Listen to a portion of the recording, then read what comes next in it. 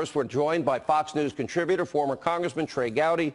Congressman, let's get your reaction now that we know tonight that the Attorney General has, in fact, assigned this U.S. attorney in Connecticut to review the origins of the Russian inquiry. That and what other questions would you like answered?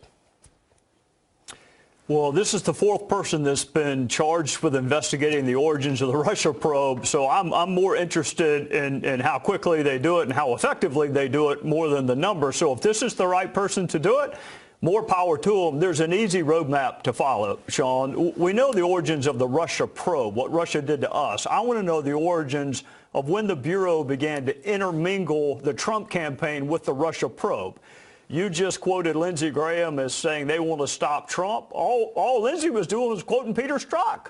That's what Peter Strzok said in the text. No, we'll stop it. So what are the origins? Then I want to know, how did the FBI assess Christopher Steele? They have their own internal documents. Part of what Lindsey wants to make public are the internal FBI documents where they did their own assessment, and I think you'll be surprised at whether or not they viewed Steele as being credible. This is all in the Gang of Eight information, I'm told, my sources? I saw it before I left. I know Johnny Ratcliffe's seen it. I know exactly what Johnny and Lindsey are talking about. They're talking about internal FBI documents where they did their own assessment of whether or not Chris Steele was reliable. They're talking about 302s where an FBI informant said he'd do anything in the world to make sure Donald Trump lost. That wasn't a DNC employee. That was an FBI informant before they got rid of him for breaking FBI Trey rules. Gowdy, But what Lindsey... You're a great prosecutor. Let me ask you a series of quick questions. Are you convinced that FBI agents, as well as the Attorney General at the time, Loretta Lynch, that they rigged Hillary's investigation?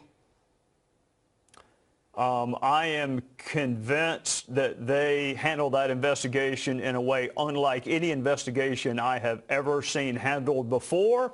And the fact that you still have to ask that question, Sean, after a, 12-month investigation by the world's premier law enforcement agency, the meeting on the tarmac, the fact that Comey had to threaten special counsel.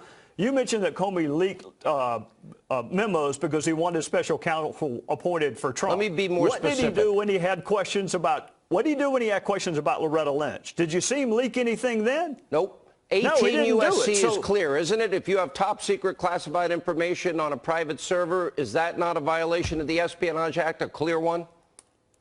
If you handle it negligently, yes. Okay, well, we know it was handled negligently. And would it be, for example, would there be intention if you delete 33,000 subpoenaed emails, acid wash your hard drive with bleach bit, bust up your devices with hammers and pull out SIM cards, sir?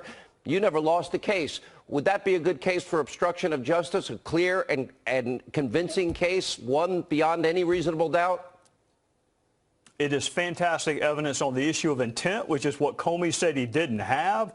It is consciousness of wrongdoing. It is knowledge, all of that, in addition to the multiple misstatements, demonstrably false statements she made about her handling of it. Are you convinced that there was a fraud committed against the FISA court withholding that Hillary paid for that dossier and that, in fact, the bulk of evidence was unverifiable and that they never verified whether anything Steele wrote is true? And did they do it to spy on the Trump campaign, sir?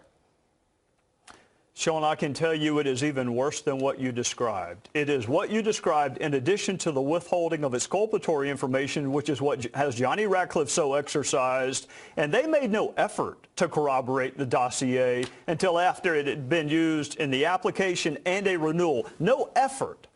It's not that they failed. They made no effort to do it. Last question. So whoever's investigating this, tell them to look for emails between Brennan and Comey in December of 2016. Are you convinced that that phony Russian dossier bought by Hillary Clinton, created by Steele, that they lied to at the FISA court? Are you convinced they tried to undo a president, the duly elected president of the United States, and take him down? I'm just going based on what Peter Strzok said. He thought he'd be the lead agent in charge of investigating this, said he thought Trump would be destabilizing, had an insurance policy, and then promised his lover that we will stop it. So you answer it. Well said. You never lost a case, did you? Thank you, sir.